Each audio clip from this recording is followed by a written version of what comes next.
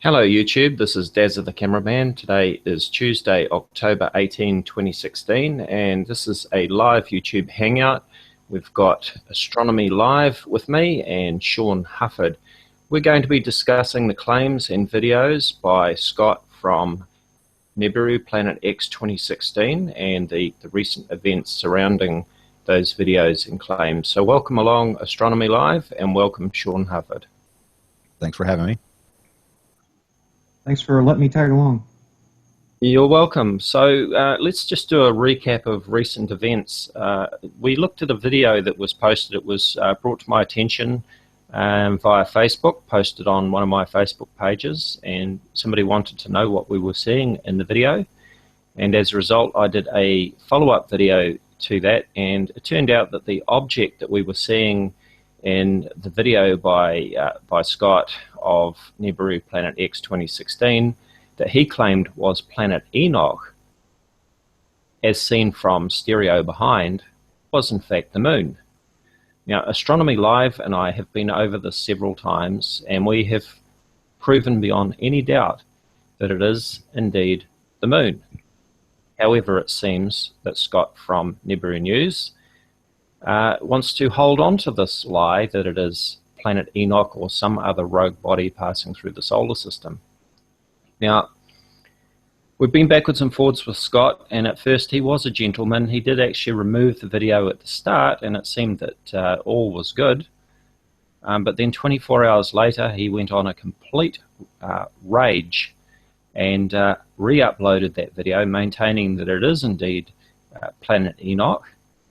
And he has since been basically a train wreck, making all sorts of accusations of conspiracies and that there are shills out to get him and that his life's been threatened and all sorts of things like that. So it seems that the gentlemanly approach has failed with Scott. We reached out to him, we tried to meet him halfway, but obviously he's not happy with that. So basically, we've run out of patience now. I've run out of patience. So this is a no-holds-barred discussion about what's going on. So welcome along again, Astronomy Live and Sean, and what are your thoughts on this? Well, I think that Kaiser Cube in the chat has actually nailed the nail on the head. His income took a hit after he took his video down and came into your hangout and agreed with everything that you said, and he realized that it was going to affect his bottom line, so he had to do an about face and just try to go into total damage control mode, and he's gone overboard with it. That's my take on it. Astronomy Live? Yeah, I would agree with all of that, and I don't claim to know what his motivations are. I can't see into the mind or heart of the man, but he clearly is two-faced about the way he's approaching us. I noticed that anytime he's sitting safely behind his keyboard and he's not confronting us on a hangout, he will feel free to totally rage out on his keyboard and call us every name in the book, every name under the sun, chill, troll, liar, and worse. I mean, just dropping F-bombs left and right, and you know, totally hate on both you and me, Dazza, and claim that we're all lying and everything else. Then if you get him into a hangout, whether it's on your channel or WTF Sky's channel, suddenly he tries to play it up like he's just having a laugh. And sometimes he'll throw out these little snide remarks and insults, but he'll immediately try to say, "Oh, I'm just joking. Oh, I'm just joking. It's no big deal. I'm not an angry guy." And you might even end it on what seems like a good note, but you turn around and by the next day, there's 2 or 3 new comments that are just walls of text filled with absolute rage and seething hatred, both to you and me. And to me, I don't know. I can't, like I said, I can't read into the mind or heart of the man, but I really think there's something deeply emotional going on there in those posts. I don't think I could write like that, even if I tried, if I were just trying to fake it. Like, that seems like it's coming from the heart, is what I'm saying. So I don't know what his feel is, but the video that he's raging out about that we debunked does show the moon. And he claims to have this large PDF document that he received from a couple of astronomers, he says. And Dazzy, you reached out to both of those. I'd love for you to go back over that ground again. I know we beat that horse, but I don't think it's dead yet. It's still entertaining to expose the truth on that, because last I heard, he was maintaining his lie that he had contacted at least one of the people in the screenshot he sent you, and you happen to know for a fact that's not true. Yes, that's correct. He sent me this great big long expletive-written rant late one night, just as I was about to go to bed, and told me that he had just woken up and that he had previously contacted these two astronomers, and he gave me all of the details. In fact, while I'm talking, I'll just try and pull those details up so I can read off them. And he sent me a couple of screenshots of the contacts at the University of Pittsburgh that he claimed that he had contacted. This gave me the names of the people, the two gentlemen that he seemed to be referring to. And I actually emailed those two gentlemen to ask them if Scott had been in contact with him. And the reply came back from both of them that no, they had not had any contact with this gentleman. Now, Scott seems to be incapable of or unwilling to verify who the two gentlemen were that he claims that he was in contact with. So it still remains a mystery. Well, actually, I don't believe it is a mystery, because personally now, after giving him every opportunity to try and present his evidence, I don't believe that he ever contacted these two people. I believe that it was a lie from the start. Okay, so I've just pulled up the message thread that was between me and Scott via Facebook. And just to recap, he said, I woke up about 15 minutes ago and I received an email from a gentleman who is a professional astronomer and astrophysicist and professor at the University of Pittsburgh, Pennsylvania. And he is also the head of the Greater Pittsburgh, Pennsylvania Astronomy Club. After having my conversation with you yesterday and watching Scott video information pertaining to the coronal image from 2007, I decided to contact this man and ask him for a little help. I submitted to him a copy of the YouTube video that Scott made that I did not see until after our conversation yesterday. And I sent him a copy of the corona image from 2007 after I found the original. And when I woke up this morning, he answered my reply with a 13-page PDF file and is willing to join me, you, and that little prick Scott from Astrology Astronomy Live in a hangout debate, because Scott's information pertaining to the coronal image, and that being the moon orbiting the sun, is complete 100% bullshit. Now, he also went on to say that, let me pick it up, if we do have this hangout meeting and we record it, and I place this on YouTube, Scott will probably have to close his YouTube channel down. He's referring to Astronomy Live, because these two men that are agreeing to come with us will make a complete and utter fool of Scott from Astrology Astronomy Live. Now, directly under that comment, he posted a screenshot showing location and contact, Department of Physics and Astronomy, and it gives a street address, Pittsburgh, United States. Dr. Adam Leibovich, Department Chair, and it gives his email address, and Dr. Robert DeVati, Admissions Committee Chair. I contacted both of these gentlemen, and as I mentioned before, they have had no contact whatsoever with Scott from Nibiru Planet X 2016. Scott is lying. Yeah, and you know, something else I wanted to point out here was when you first shared that information with me, for kicks, I went and looked at all the professors that are listed in the physics department and astronomy department at University of Pittsburgh and cross-referenced this list with the heads of the local astronomy club there in Pittsburgh. And what do you know? I don't find any correlation between the people who are in charge of the Pittsburgh Astronomy Club and the professional astronomers at the University of Pittsburgh. They're two different groups of people. Now, if I overlook something, by all means, I'm willing to be wrong about that. But as far as I can tell, that was the first sign that there was something amiss to me. But I let that go. I didn't harp on that too much because maybe it was an innocent mistake. Maybe they were actually two separate people, and he got the two of them confused. It happens. But at this point, I'm no longer willing to give him the benefit of the doubt on things like that. I was at first, but this story just gets stinkier and stinkier as we go along. And now we know that he didn't contact either of those two people. And at first, when the first email came back, his excuse was, well, I didn't say it was that one.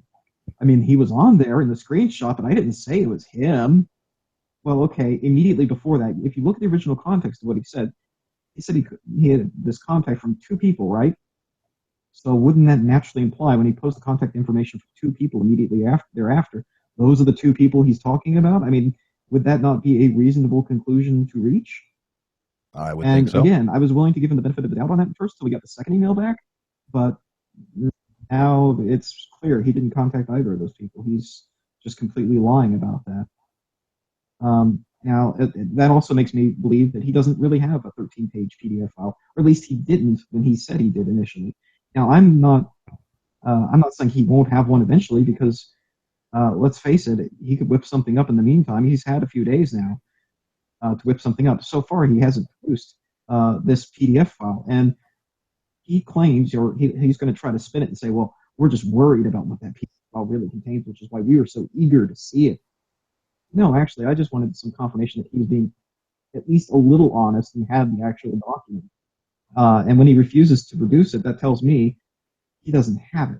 Now, at some point, he might have something that looks like what he described, because if you look on like Chris Potter's YouTube channel, he just recently switched his channel, but he's got all these videos on this channel. I think it's now called A Physicist's Thoughts, and they all are made up to look like real scientific papers and discuss things like why the SDO eclipse season can't really be due to SDO's orbit. And I did a presentation on that last month and showed all the various ways in which it is wrong and why it's wrong and why it really is SDO's orbit. Any real physicist would have known that and not made the very basic mistakes those papers make. But they fool lay people, because if you don't really dig into it, you could just easily accept it on face value because it looks authentic, but it's as fake as a $3 bill. So I think the same thing might very well happen here. If he's smart, what he's probably doing right now is scrambling to get a hold of whoever wrote the papers you see on Chris Potter's channel and trying to get a similar document produced for this incident, which I don't doubt it will happen at some point. But I'm not scared of it. I'm happy to take it apart once again and show various ways in which it's wrong. It provides not only entertainment for me, I enjoy critically analyzing claims like this, but it provides a teachable moment too. I still see this as an ultimately positive event if it's used to teach people who want to learn how to be critical of claims like this and do the research and come to the realization that it really is false. Because ultimately, if it helps somebody get their minds out of the woo and out of the nonsense, then I guess ultimately it provides a benefit. The concern, which I'm sure you've discussed plenty, Daz, is the unnecessary frightening and fear-mongering that it provides to sensitive people. That's the downside, but I'm just going to try to do what I can to turn lemons into lemonade. Right, now we can see on my screen too that I brought up, here is the screenshot of part of that thread. You can see in the main text that's come from Scott from Nibiru Planet X 2016, starting from about the third line up from the bottom, you can see that it says, these two men that are agreeing to come on will make a complete and utter fool of Scott from Astrology, Astronomy Not Alive. And directly under that, you can see, posted by Scott Sione, the screenshot that he took and sent me with the location and contact details of Dr. Adam Leibovich and Dr. Robert Devati. So next to that, we can see, if I can just pull that up, here is the reply that I got back from Dr. Robert Devati. This was the second reply that came back. And as you can see, he said, Dear David Gregg, I have not been in contact with this person. Regards, Robert Devati. Here is the reply. This was the first reply I received, which was from Professor Dr. Adam Keith Leibovitz. I certainly did not have any contact with this person, Adam. Yeah, that about sums it up, doesn't it? Oh, sorry. Got a bit of an echo there. Oh, shoot, what was I going to say? I'm sorry. I'm running on 0 hours sleep in the last quite a few hours. But, oh, in case anyone's wondering what this video is that keeps looping whenever I talk, I put that on loop. I'm perhaps too proud of that. But basically, I did my own math on what the trajectory of the moon should have been relative to stereo behind using fairly simplistic methods, just two-body methods, to approximate whether or not the moon should have made that transit through the core 2 image. And of course it did. My calculations are a little bit simplistic, a little bit approximate, which is why it doesn't match up perfectly in terms of the position, because it assumes that the Earth's gravity is the only thing that's influencing the probe, which is not true. It was in a highly elliptical orbit where it was being influenced by the sun and the moon. And you see it much more accurately in the ORSA video that I did and in Dave's video using eyes on the solar system. But in any case, even just using simplistic math you can do on a napkin with a calculator, you can get it close enough to see that indeed the moon should have been in the field of view. It should have come from the bottom right corner of the image. It should have gone in front of the sun, and it should have gone out the top right of the image ultimately. So it matches up. You can compare the size of the moon in the image. The circles that you see, those green circles, are again showing what is expected, what the moon's size is expected to be based on how far away the stereo spacecraft was from the moon. And you can see it's a match for what you see in the images. And then lastly, I guess it should be reiterated again that we're not saying that the moon is orbiting the sun here. The moon is orbiting the Earth, but the stereo spacecraft is getting sort of an almost edge-on view of the moon as it's traveling around in its orbit. It reaches its furthest extent, and then it comes back the other way. And that's why it appears to arc out and then back in.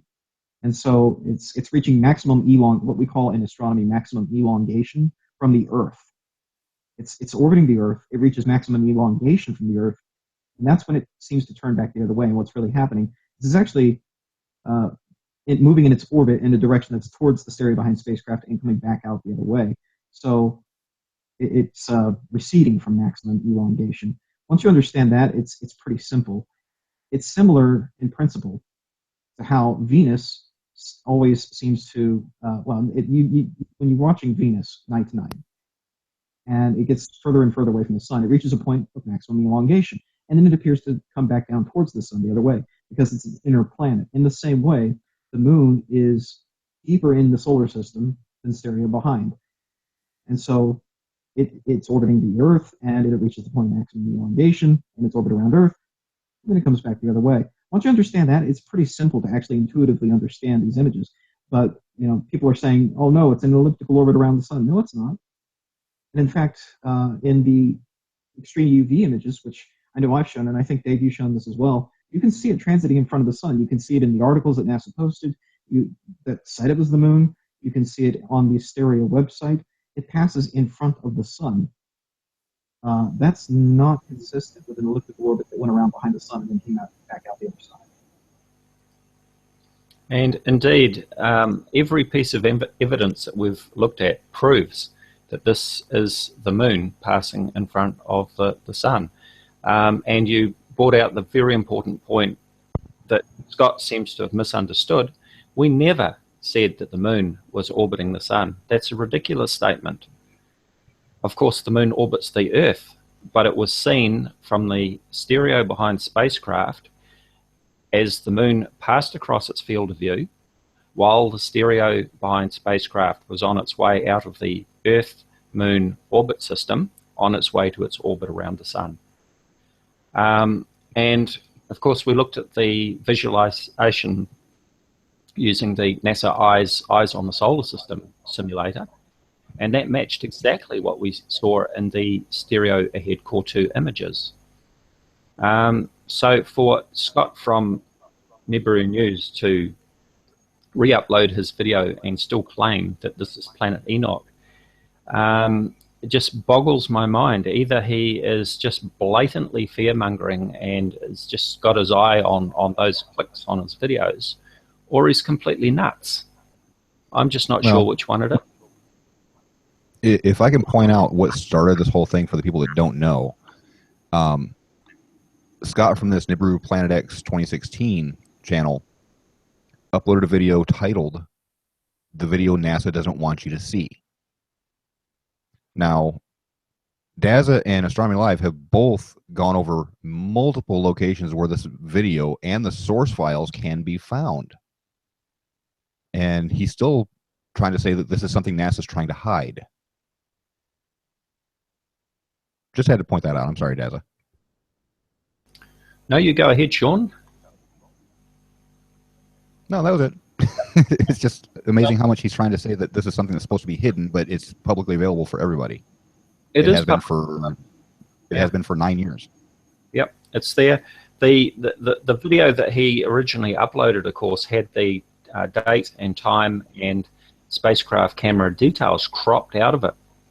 He subsequently said that the video had been sent to him and that information was left out and that he hadn't seen the original.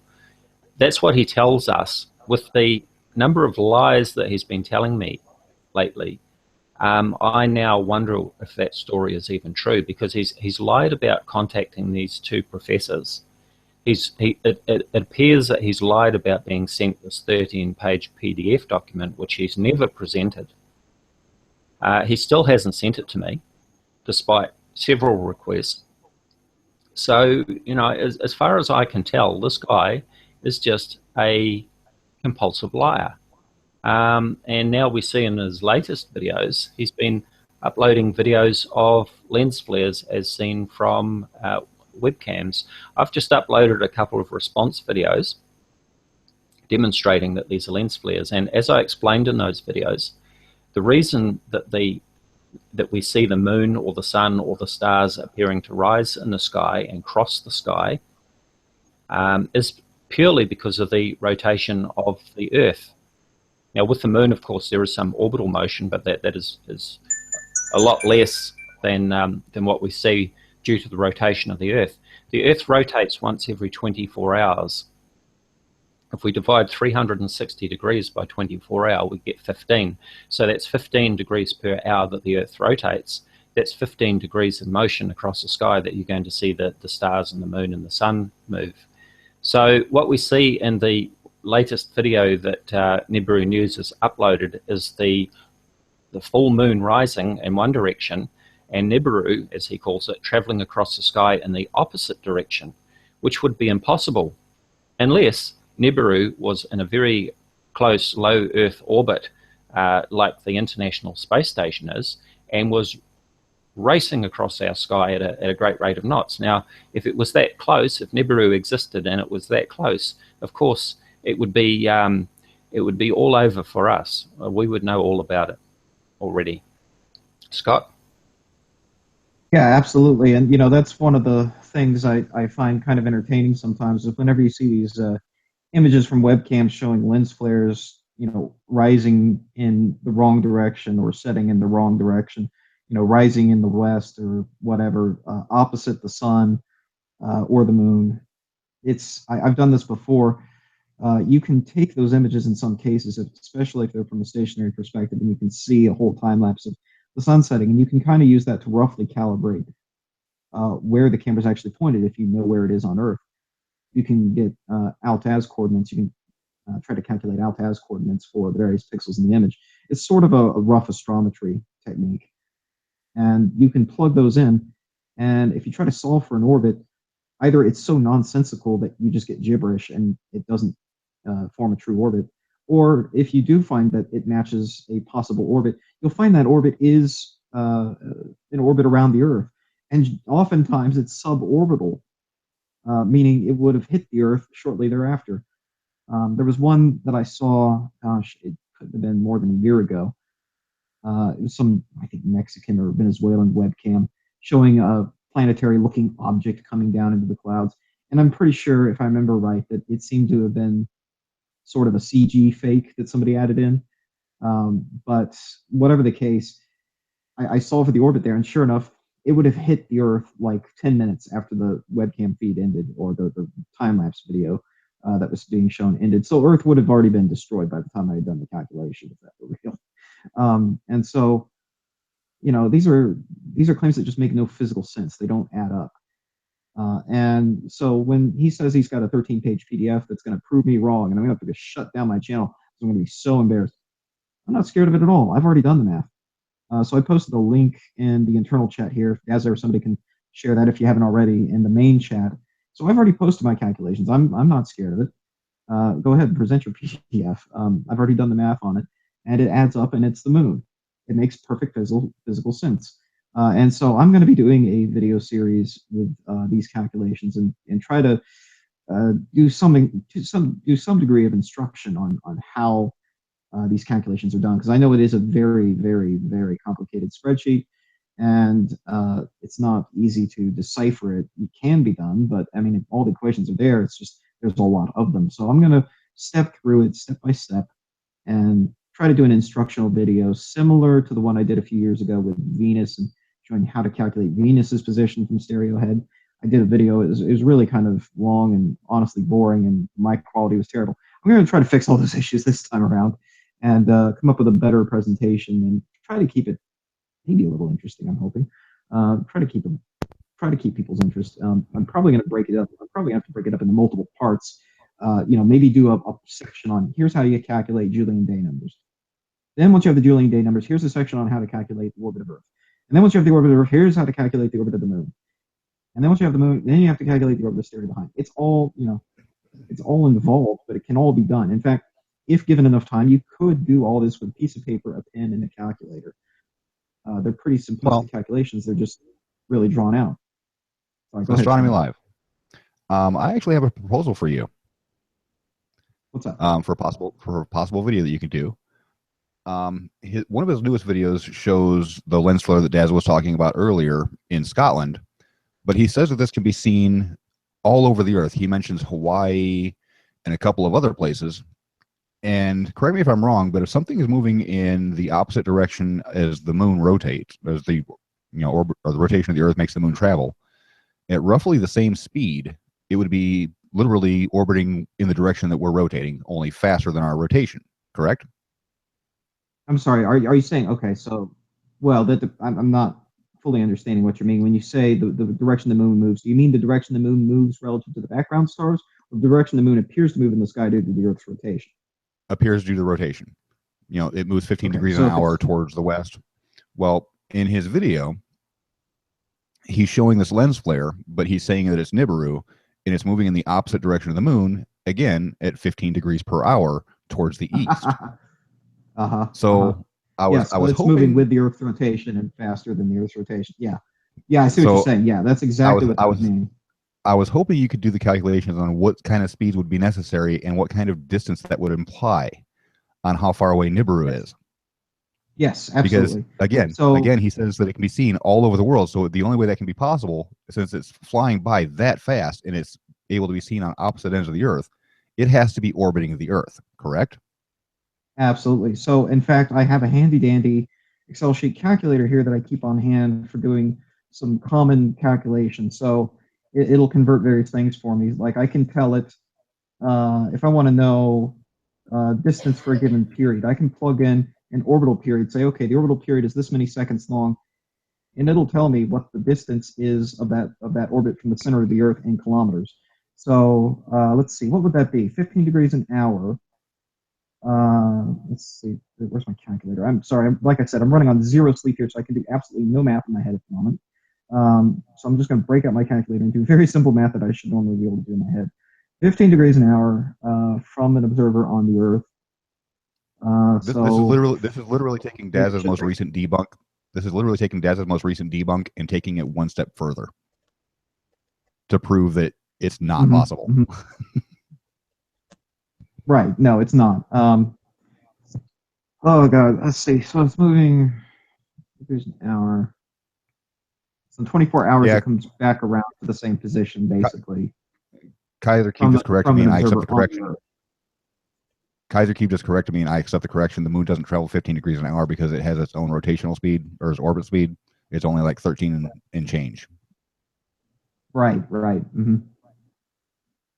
So I accept the correction, Kaiser. Thank you very much. And that's correct, and that's why we can view occultations of the stars by the moon.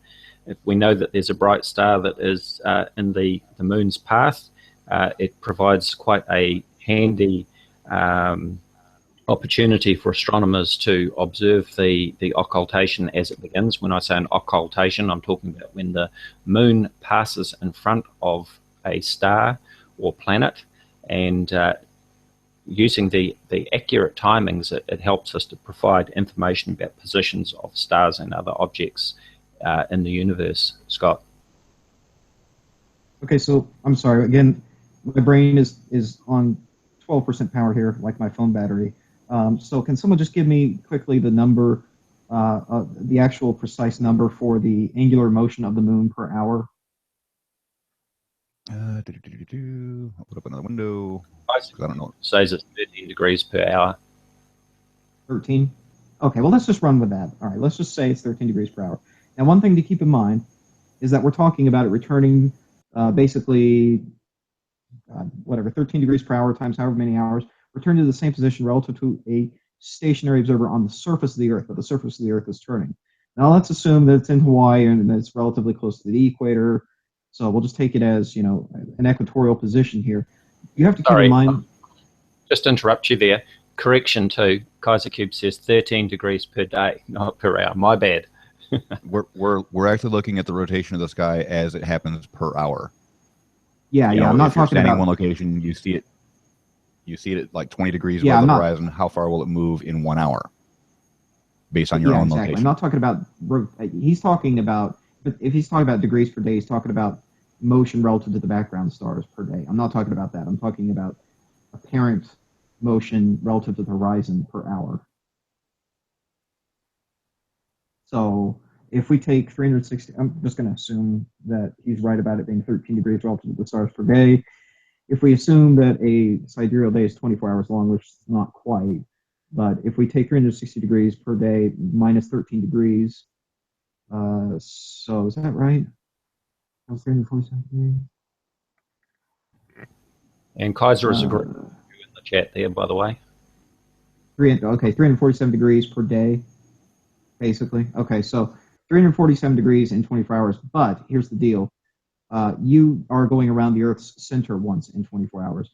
So if you remember, a geostationary satellite's orbital period is one orbit every 24 hours. And it appears to be stationary above your head. That's because you're rotating relative to the center of the Earth. And so is the satellite. The satellite's revolving around the Earth once every 24 hours. So if an object in the sky is traveling towards the east, and it goes around once in the same period the same period of time it takes the moon to basically come up again, and it travels 347 degrees per day relative to you, an observer on the ground. You, as an observer on the ground, have actually traveled another 360 degrees. So what it's really doing relative to the stationary center point of the Earth, it's 347 degrees plus another 360 degrees per day, which is actually 707 degrees per day relative to the stationary center of the Earth, assuming you're an observer there on the equator, right? So that's 707 degrees per day. Let's see. So that's how many days per 360 degrees? God, I can't do math in my head right now. Let's see. I'm sorry I gave you the headache. Yeah, exactly. 60 degrees per day. Scott, how about when you do those calculations in the background? Because I know what it's like when you're on the spot and you're trying to do mental calculations off the top of your head. So we'll let you work away on those while we just continue to talk a little bit, and we'll come up with those. Yeah. Now, of course, Astronomy Live and I have certainly tried to reach out as gentlemen to Scott from Nibiru Planet X 2016. I don't think that we could have tried any harder to meet him halfway and to try and show him what he's seeing in his videos, to answer his questions. But at the same time, when we have asked questions of him and asked him for verification of the claims that he's made, he's come up with zip. He can't even tell us the names of the two gentlemen that he claims to have contacted from the University of Pittsburgh. He hasn't sent us the 13-page PDF document that he claims that he was sent. He's got nothing at all. All he has are empty claims. And for this reason, it leads me to believe that these were just lies all along. And I see that WTF Sky has just joined us in the Hangout. Welcome along, Mari. Thanks for inviting me. Okay, so I completed the calculations if anyone's interested. If I'm doing this right, and again, I apologize if I'm making a mistake here. It's entirely possible since I have no sleep. But if we assume a orbital motion of 707 degrees per day relative to the center of the Earth, that is 0.509 days per revolution of this thing around the Earth, relative to the stationary center point. That equates to an orbital period of 43,994 seconds. If you plug that in, given the mass of the Earth and the gravitational constant and all of that, you end up with a distance for a circular orbit of 26,935 kilometers. So it would be inside the geostationary belt, which sounds about right to me off the top of my head. So there you go. And correct me if I'm wrong, but Nibiru is supposed to be what, 4 times the size of Jupiter? Yeah. And just as a comparison to the diameter of the Earth is 12,756 kilometers, and you're talking about an orbital height of, what was that figure again? 26,935 kilometers. Right. So, Houston, we have a problem. Apparently we are inside of Nibiru right now.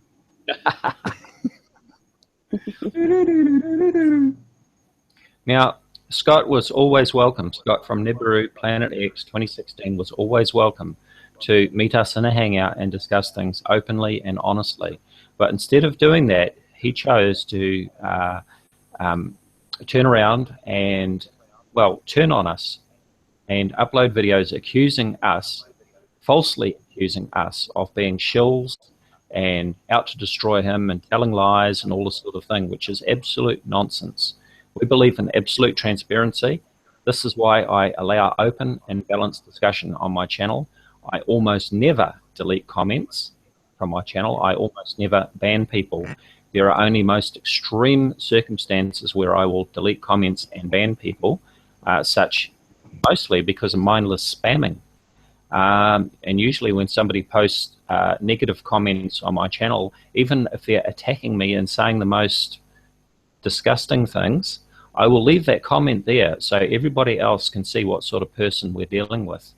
But on Nibiru Planet X 2016 channel and many of these similar channels so-called that call themselves so-called truthers, what we find time and time again is that people are banned, they have their comments deleted, and any open and balanced discussion is shut down.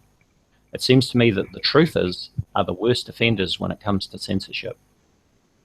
I agree. Mary, I would you agree like to chime in? entirely. I gotta agree entirely because I was on both sides of the deal. You know, I started out delving into my own channel, and I was like the big Planet X hunter on webcams in Mexico, thinking I knew it all and everything. And you know, I pushed myself to really gain understanding.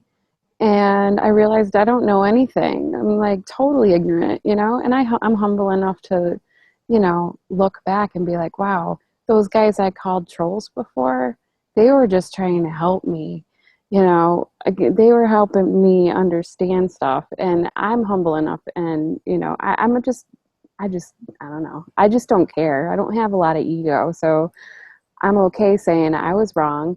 And let's, you know, dig deeper into it. I can understand both sides, and I can understand how people can get in this rabbit hole and really truly believe that something's going on, because it's happened to me. And I'm not like some dummy. I mean, I'm like this geeky computer nerd girl, you know. This kind of trap happens to very smart, educated, very well knowledgeable, you know, just knowledgeable people. It's just hard for me to explain how people can get in this trap. And some people like that, the comfort of being in that trap, because it brings them, you know, it's for ego reasons when it comes to whether or not they're like getting view counts, subs, you know, money, you know, it's all the wrong reasons. And I turned my channel around into just sort of educating those people stuck in the rut first, you know, different, I don't know, just to educate people, try to pull people out of the rabbit hole, really. Yeah, it just sickens me to see the fear mongering and so on that goes on YouTube. It seems that that Nibiru Planet X is a meal ticket for many people, because they can set up these channels, post these outrageous videos, and they can be guaranteed many thousands of views. The videos that I upload, I can never hope to have as many views as these channels, and that's not my aim. If that was my aim, I would be uploading Nibiru videos or cat videos or something else other than debunking videos, because, you know, most people, I guess, that have the sense to watch a debunking video aren't the ones that are following these nonsense videos to the extent that they are. Nibiru Planet X 2016 channel has almost 30,000 subscribers now. And, you know, they're all lapping up this nonsense, looking at these lens flares and so on that Scott is insisting is Nibiru arriving now. He's fear-mongering. And maybe another topic that we could discuss was his recent video with the executive order from the White House regarding CME, impact space weather, and that sort of thing. Well, as far as that goes, he latched onto the geomagnetic issues, and he's thinking that that's because they know Nibiru is coming. That's what he's latching onto, and hope that it sticks in people's heads. Now, that was the last thing that was mentioned as far as disasters go, and there are things that can mess up our magnetic field. Even earthquakes can mess with the magnetic field for at least temporarily. But about the only thing that's going to mess up our magnetic field for any kind of serious effect would be a CME. Or possibly even a gamma ray burst could do it if we survived it. Right. Now, with this executive order, it's all about preparedness, okay? And he's blown this out of all proportion, as if something is going to happen next week or next month or very soon. Now, heaven forbid that the government should be proactive in trying to be prepared for such an event, as has happened before. Back in, I think it was 1859, if I remember correctly, we had the Carrington event. We had just, you know, we were using telegraph back in those days. It was a fairly new invention, and the telegraph lines were overloaded, even caused fires in some places because of the currents that were induced into the wires. If a Carrington-type CME solar flare happened today, it would cause serious damage to our communications and power networks. Similar things have happened before to a lesser extent. We've had a large solar flare in March of 1989 that took out the power grids in North America.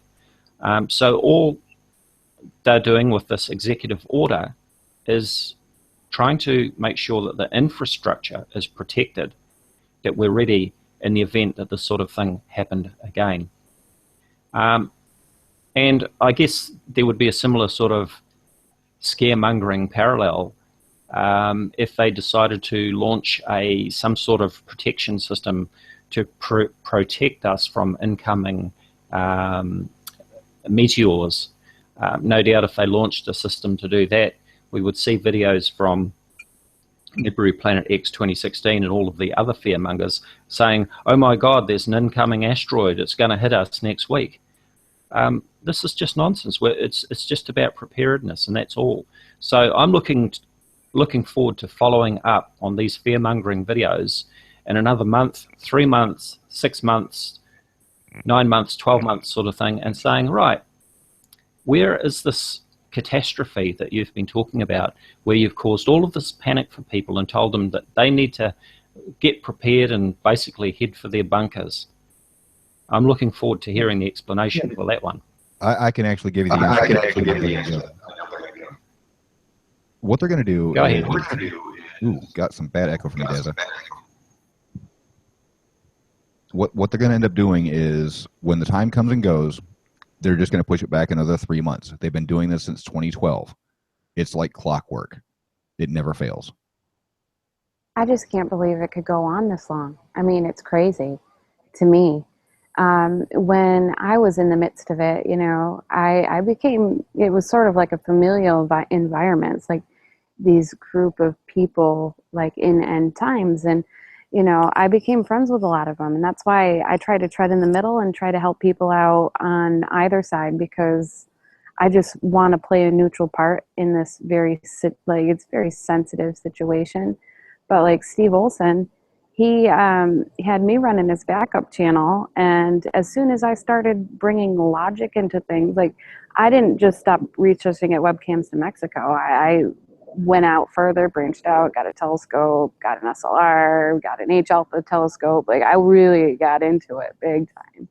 And once I started discussing atmospheric phenomena, camera optics, you know, that kind of stuff, it's just like they turn a deaf ear on you. It's like you don't even exist. And, you know, you could scream all you want to some of these people, and they will not listen until, you know, something either slaps them in the face, or, you know, I've seen a few of these channels just sort of disappear. You know, I've seen some disappear and come back under other names, you know, once they get in a certain amount of trouble.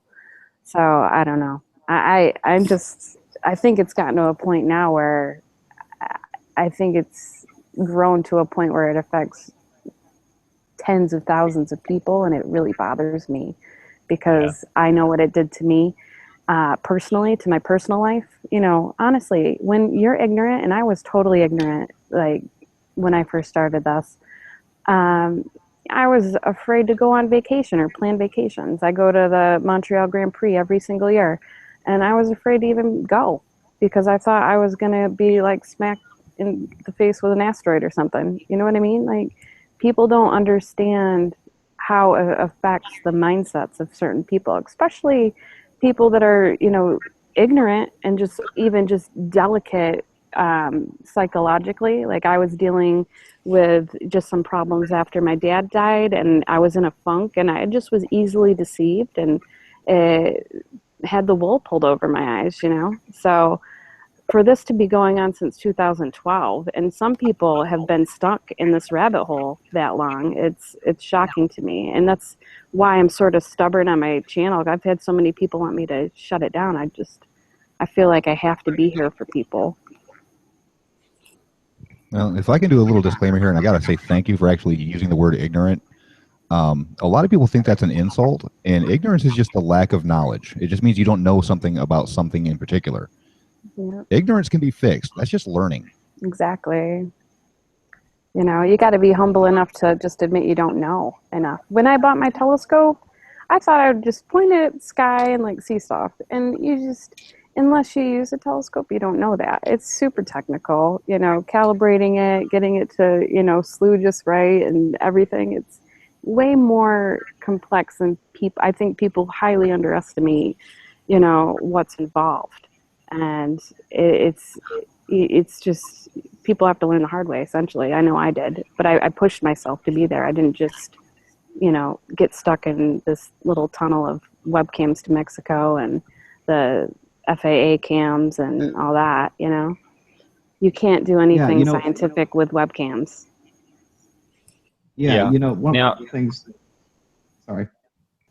Yeah, so I'll just say, I've noticed lately too that Scott has been hosted on a number of Christian radio shows, and he is really talking up this nonsense about Nibiru Planet X, and, you know, basically putting the fear of God into people about this coming catastrophe that he's talking about. Now, you can see on my screen I've got up Google search for Isabel Taylor suicide. This is the case that I've referred to previously. Isabel Taylor was a 16-year-old schoolgirl from the UK who, in the lead up to the predictions surrounding December 21, 2012, she hanged herself because she felt that she couldn't face the nuclear meltdown that she believed was coming as a result of 2012. So she hanged herself, and you can see that there are links here. I'm not a big fan of the Daily Mail website, but I'm going to go to this link because it's got a good picture of Isabel here, so that we can see that she is a real person. She is not just a name in some sort of fake story. And this is Isabel Taylor.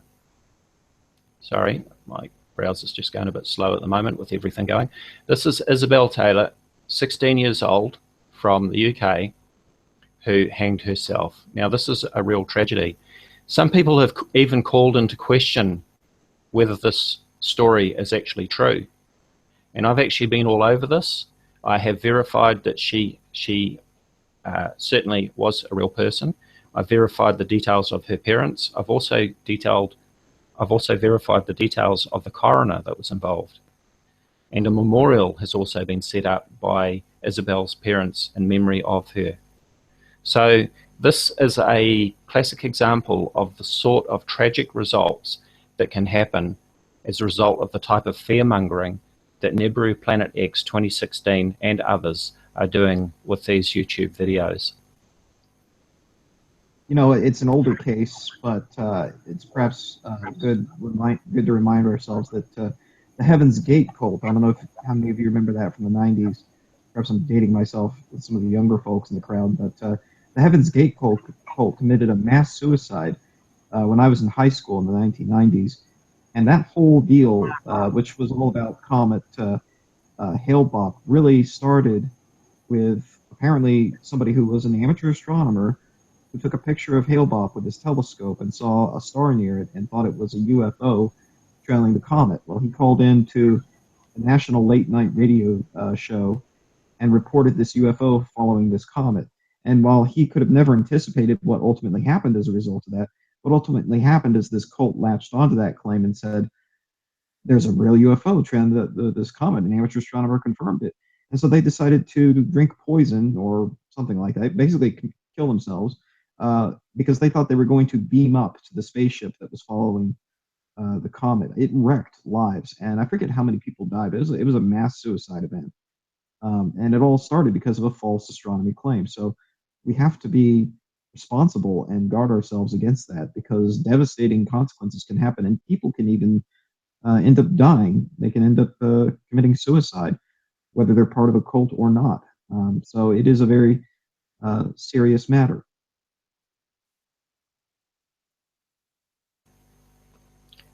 Mari, would you like to comment further on that?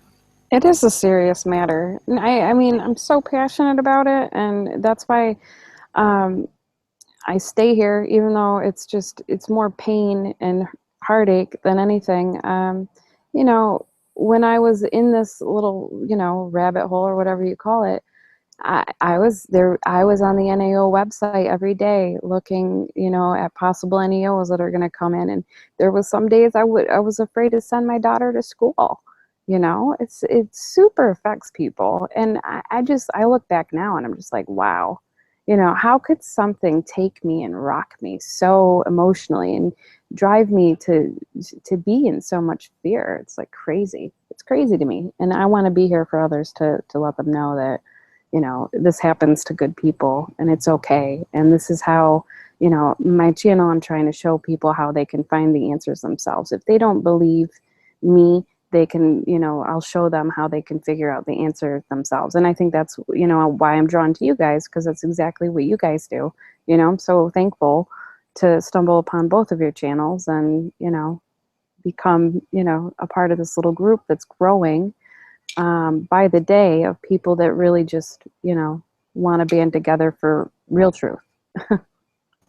Oh, thank you, Mari. And I'm really pleased to see and hear your story too, that you were somebody who was believing in Nibiru, and you investigated it, and obviously you've seen through it for what it is. I wish that there were a lot more people that could see just how nonsensical these claims are, but unfortunately the vast majority of people just go along with it. And again, the irony is there that these people that call themselves truthers, they love to call others sheep or sheeple. But I tell you what, when it comes to sheeple, I've never seen so many sheeple in my life. You've got almost 30,000 subscribers following Nibiru Planet X 2016. And what is he uploading? He's uploading videos of lens flares and anything but Nibiru. As I said at the start, his video of the moon passing in front of the stereo behind spacecraft, which he claims was planet Enoch. Really? Come on, dude. Wow, and if you're on like Steve Olson's channel, there's a ton of hypocritical Christians on there that pretty much have like a cult mentality. Like they're like looking for Steve every day. If he doesn't post, are you there, dude? I can't wait to, it's like they need him. And it's a little alarming how reliant people are on his information. And there's some things that people have come to me about Steve's channel. He created these groups internationally. He has worldwide groups all over the world.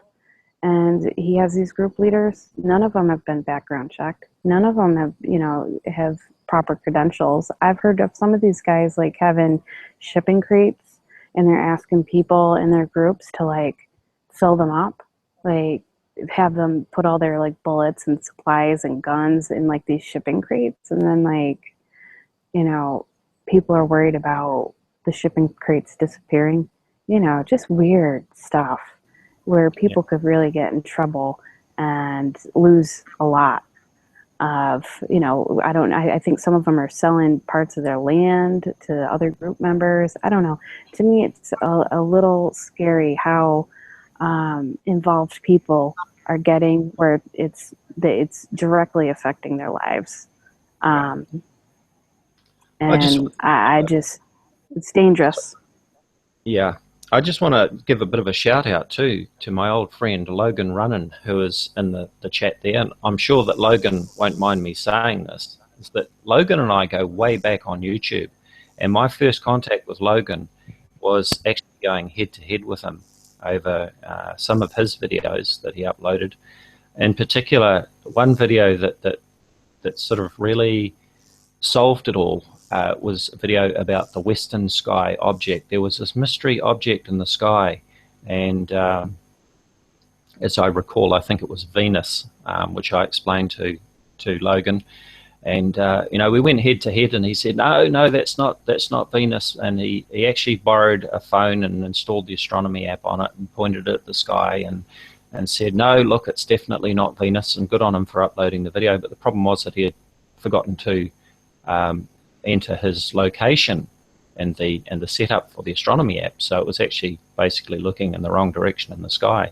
So once he had done that, he actually verified that it was indeed Venus, and he fronted up and he said, well, Dazza, you were right. And I'm so pleased to say that Logan now debunks this sort of nonsense. He has taken on a lot of these sort of claims and ripped them to shreds. So that is one little victory. I'm very pleased about that. One of the points that I want to go back to just briefly is something you said, Mari, was that you found out once you got a telescope that it is a very technical process to use it and set it up and all this. And a lot of people don't understand that. And I'm guilty myself of not reminding people, I think, frequently enough of just what it really means to, or what it really takes to take pictures of the stars like I take, or like some of the pictures that NASA takes. People see these pictures all the time in magazines and websites, pictures of nebula and galaxies, beautiful pictures. But what they don't realize is that that's not what you see when you look through a telescope. If you just use your eye and you look through an eyepiece of a telescope, you're not going to see these huge vistas of colorful stars and colorful galaxies and all this. these are really, really dim objects and really, really dim stars. And your dark perception, your rods in your eye do not perceive color. And so the most sensitive parts of your eye are colorblind. So even when you're perceiving these nebula and faint hints of galaxies with just the limits of human vision, you can't even see the color in it, and it just looks like a faint fuzzy. And so that's what we actually call them, sort of as a nickname in amateur astronomy, is when you're observing deep sky objects through an eyepiece in a telescope, we call them faint fuzzies, because that's basically all the eye can see. And sometimes you can see some degree of shape or definition to it, depending on how large your telescope is. But it's not at all like what you see in pictures. And people, I don't think, readily understand that. And so they think there's a much shallower learning curve to it. And they think that there's a much shorter distance between a picture that is taken, and by distance, I don't mean physical distance, I mean skill-wise distance and light magnitude distance, between what, say, I might take in a picture of, the Omega Nebula or whatever, and I upload that, versus what a webcam might see. And so when somebody sees something mysterious in a webcam, they think, well, it doesn't even cross their mind that there are so many amateur astronomers looking up every day and every night, doing solar observing, doing lunar observing, doing planetary observing, deep sky observing, photographing the stars, photographing all of this, that it would be extraordinarily unlikely for something to persist in the sky like that in a webcam. And if it were a real object, for it not to be seen by amateurs everywhere, and it would set the internet on fire. You could go to any amateur astronomy site, Cloudy Nights Forum, for example, and you would see everyone ranting about this, because it would get noticed right away. Amateur astronomers, when they're taking pictures of these deep space objects, they're doing really long, really deep exposures. Like if I do a photograph of some nebula, I'll usually spend at a minimum 1 hour collecting light on it, and let my telescope sit there collecting these pictures. And then I'll just sit back and watch the sky in the meantime. But these photographs require intense integrations of photons over long periods of time. That's what our eyes can't do. Our eyes process light instantly. So to see these deep sky objects, you have to collect photons of light for long periods of time. It's one of the reasons why telescopes have another nickname, light buckets. They're collecting that light over long periods of time. And from that, they can create these beautiful images. But it's not what your eyes see, because your eyes just aren't sensitive enough. So there's a huge difference there between what these telescopes are able to see and what a webcam is able to see. Webcams can't even come close to touching what you could see if you were looking at the sky with a telescope. So when someone posts, images of something in the sky, and let's say I figure out, based on the orientation of the camera or whatever, what the coordinates are, and I point my telescope at it, and I don't see anything there, all the time I'll hear back, well, okay, so your telescope didn't see it, but maybe your telescope lacks the ability that the webcam has. And it just tells me right away lack of understanding in, I think, the public at large of what the difference in capability there is, And so, if it's not showing up in a telescope, especially, with a sensitive CCD camera, which is, by the way, most CCD cameras are able to see into infrared if you just take the infrared filter off. Most CCD cameras, consumer cameras, come with a built-in blocking filter. Astronomical cameras, generally, those are not built in, or they're easily removable. And so you just take that off, you can see into near infrared, no problem at all. And so if it's not showing up there, then I'm sorry, the webcam is not going to be superior to what the telescope is looking at the sky. Astronomy Live, can you check the position of your mic? You're getting kind of muffled. Yeah, it's just a terrible mic. I'm sorry. My mic is built into my headset here. I can't. It's flush with the headset. I can't really adjust it. Ah, okay. Yeah, and just to pick up from what you're saying there, Astronomy Live, at the observatory, one of the cameras that we use with the telescope, we can use it on the 14-inch Meade LX200 that we use. That is a Canon 60D A DSLR. Now, the standard version of that camera is the Canon 60D. The A stands for astrophotography. And just as Astronomy Live was saying, the infrared cut filter has been removed from that camera when it was, well, they didn't actually remove it, they just didn't put it in the factory. Some people actually modify the standard 60D to remove that filter, but we purchased it so that it was built without the filter. That means that we do see that that part of the near infrared spectrum that Astronomy Live was talking about, using that camera. Of course, any astronomer, any amateur astronomer can use a proper infrared camera, and Astronomy Live does use one with his telescope. But as I've pointed out previously, if there was a brown dwarf or any rogue planet passing through our solar system, we wouldn't need to image it in infrared, because it would be close enough to our sun to reflect visible light. The only reason infrared is used to image brown dwarfs is because the nearest brown dwarf is so very far away from the sun that it doesn't reflect visible light enough to be visible in the visible spectrum. The nearest brown dwarf to us is 6.5 light years away. The nearest star to our sun, by comparison, is 4.25 light years away. So we're talking about another 2 light years past our nearest star. So this claim that Nibiru can only be seen in infrared is just utter nonsense, which is sadly parroted by the people who hear these claims, don't understand them, and keep repeating them. Yeah, the whole hiding behind the sun thing. I mean, I don't understand what people don't get about that. I recently posted a video of just how the Earth travels around the sun, and we're around the sun every year. So if there was something behind the sun, we would see it because we're always moving.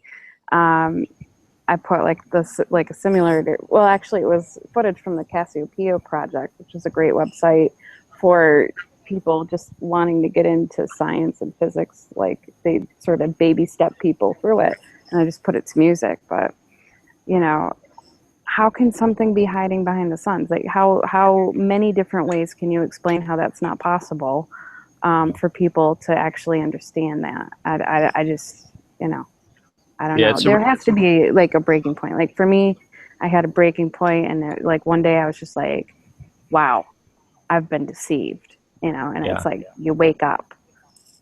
That's just such a ridiculous claim to make. Marshall Masters is another one who is a great one for making this claim that Nibiru Planet X, whatever you want to call it, is next to the sun and can be seen in various webcam videos and so forth. What we have to remember is if listeners can visualize a top-down view of the solar system with all of the planets moving around the sun, you imagine the Earth in its orbit and our position at any point in time on its orbit. Where are we in 6 months' time ahead of that, or 6 months' time before? We're going to be on the other side of the sun, looking in the opposite direction from what we're looking now. So the only way that an object could be next to the sun sort of permanently would be if it was in some sort of very close, tight orbit around the sun, synchronous with our orbit as we go around the sun, which is just ridiculous. Astronomy Live? Yeah, and if it were that close to the sun in some extremely tight orbit, it would have to be, well, even much tighter than Mercury's orbit. And unless it was highly inclined and somehow the orbital, I'd have to run the numbers, but I suspect that in any orbital inclination you put it in, if it's orbiting the sun that rapidly, you're going to get a lot of solar transits of it too. So at some point during the year, you're going to see it passing in front of the sun from Earth's perspective. Right. Now, we're coming up to about 1 hour with the Hangout, so I think it's probably a good idea if we look to winding it up. I'll just hand over to you guys if you want to close out. Any final comments? I'm just curious, what brings people to this Planet X thing is, from what I've seen is, and for what brought me to here, or where I am, is everyone that I've come across seems to have a general feeling in the air that something's off and something's wrong. And, people seem to be searching for answers in the unknown. And, the Planet X theory, Nibiru, all that, is just an answer for people to latch onto, to make them feel like they understand, like, the unknown. I've been thinking about it a lot lately, and the more I think about it, the more I feel that EMFs and radio waves and just everything that we're exposed to now that we weren't, even, let's say 2 decades ago, in comparison, no one was really using cell phones, no one really had Wi-Fi. You were lucky if you had a computer. It's amazing how things have changed. I'm sort of thinking like this weird feeling in the air that everyone's having is almost an effect, like of some kind of, I don't know, anxiety as like a side effect driven neurologically by EMFs and, maybe all these toxins that we're exposed to now that we weren't a few decades ago. What are your thoughts on that? I've got a theory on that, and I think it is simply called the internet. And sadly, this wonderful age of information that we've got seems to have just allowed the stupid in people to spread like wildfire. Sorry, go ahead. I wouldn't go as far as the stupid is spreading like wildfire. I would go as far as expanding on her idea that people don't know things and they get the feeling that something's off because they don't understand how something works. And they see this channel that has, 34,000 subscribers. So obviously something there must be true if all these people are gravitating toward it. And they just latch onto it just to belong to people that apparently claim to have the answers. And they got all these other people that say these answers are correct. They're in the same boat. It's just an argument ad populum. It's a popular idea. It must be true. It's an echo chamber. Yeah, pretty much. See, what brought me here was some weird spiritual things. I wasn't even paying attention to any of this, like weird sci-fi stuff. And, I sort of just stumbled upon it like after the fact. So, I'm still trying to make sense of it, but I found out that, there's no reason to be scared no matter what. It's just you have to equip yourself with, being fearless and knowledge and just keep on learning about your surroundings and try not to, latch on to answers because it's safer just to sort of be zoomed out and just absorbing what you're seeing and analyzing things and being sort of non-biased and not attaching ego to it. I don't know. Well, I've got to give you kudos on that. I don't know your name. It's the first time I've actually seen you, so I'm just going to call you Sky. I've got to give you credit because once you get into a rabbit hole like that, it becomes such an echo chamber that it's hard to find your way out of it by actually expanding your mind and learning about stuff that you don't know to get out of that hole. So for you to actually take it upon yourself to see some of the problems that they were having and then figure out that they're wrong is just amazing to me. Yeah, it's been painful too because I've had, with my YouTube channel, I had an amazing following of all these Planet Xers and everyone loved me. They loved my commentary and everything. And, I sort of had to pull the brakes up and, people weren't ready for that. They didn't understand. But I've always prided myself on my integrity and my honesty and just being humble in life. That's just naturally how I've been. And I had to stay true to myself. And when I wasn't feeling it, I was seeing something different and I had to share that with people. I lost almost all my subs and pretty much rebuilt my channel back up with people that understand where I'm coming from. So it has not been easy and it's been like a battlefield. And some of the people that I was friends with, in the Nibiru age, it's been a battle, So one thing that I was actually wanting to bring up with you, WTF Sky, because I think we had a hangout before you kind of mentioned trying to find out why people are feeling off these days. And there are things that we're exposed to that do affect our health and perhaps affect our mental state. So an example, a very real example that science is now investigating is the effect that exposure to all this light that we have from our electronic devices has on our circadian rhythms. And I'm bad about this. I'm like the worst when it comes to this. But they're actually saying there's an article out here on Harvard Medical School's website suggesting that you don't look at an LED screen within 2 to 3 hours of your bedtime. And how many of us can honestly say that we put down all of our electronics, turn off all the LED screens, LED TVs, 2 to 3 hours before bedtime? I certainly can't raise my hand to that like any night. And it has deleterious effects on your health. It has bad effects on your circadian rhythm because the blue, it's pretty strong on the blue side of the spectrum. Light from LED screens, significant impact on your circadian rhythm. And so they make recommendations in the article like this. But who honestly does that? And from a human perspective, if you look at the course of human history, up until very, very recently in human history, we haven't had this kind of blue lighting, really bright blue lighting, artificial lighting in our presence at night. Cavemen used torches and redder lights.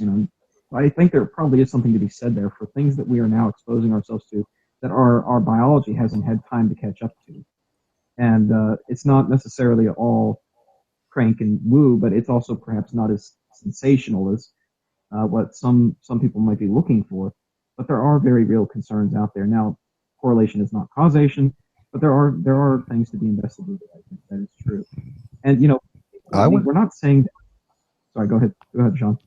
I would say that's kind of subjective because in my case, I can't go to sleep without my TV on. I put the sleep timer on, and if it's not on, I can't go to sleep. So I think that would vary person to person.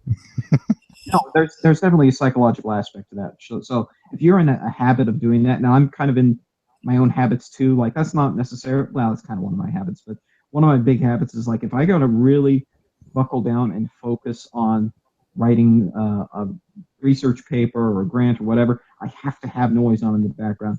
Music is okay, but ideally I want some stupid sitcom playing in the background that I'm not actually going to pay attention to, but I just need to hear talking.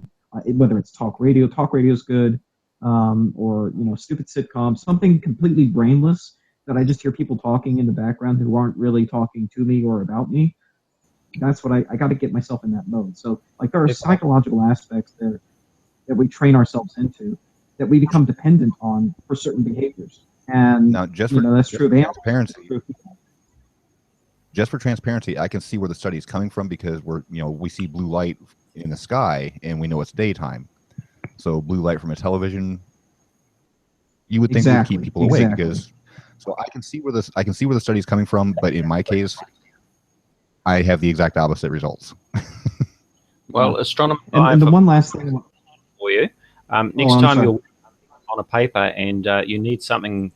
Some talkback, whatever, completely brainless to listen to, you might want to head over to the Nibiru Planet X 2016 channel. I tried to avoid that. That was an easy joke I left open for you there. But no, it can't be that because that just makes me angry. I can't if it's going to make me angry, I can't do it that way. Okay, Sean, have you got any final comments you'd like to make? I think my comments were just the responses I had to the other two. And WTF Sky, anything else you'd like to close out on? Oh, it was clear skies when I was sitting out here earlier. I was going to bring my telescope out when all the clouds rolled in, so sorry guys, I'm not bringing it out tonight. I live in Indiana. Thank everyone for joining me. Thank you to Sean Harford for joining us on this hangout. He's been sitting in the background on the previous two, helping us out with the technical side, so it's good to have him on board and joining us for a discussion. WTF Sky, it's been very interesting listening to your recent hangouts and watching your videos. I've only recently become aware of you, and yes, thumbs up for your videos there. And Astronomy Live, keep up the good work. Let's keep fighting this fight, and hopefully we might make some sort of impression with these people who are being misled by the fearmongers, liars, and hoaxes. Thank you to all the people who are watching live and to the people who are contributing in the chat. So this is Dazza the cameraman, and we look forward to doing this again very soon. Thank you. Thank you. Bye.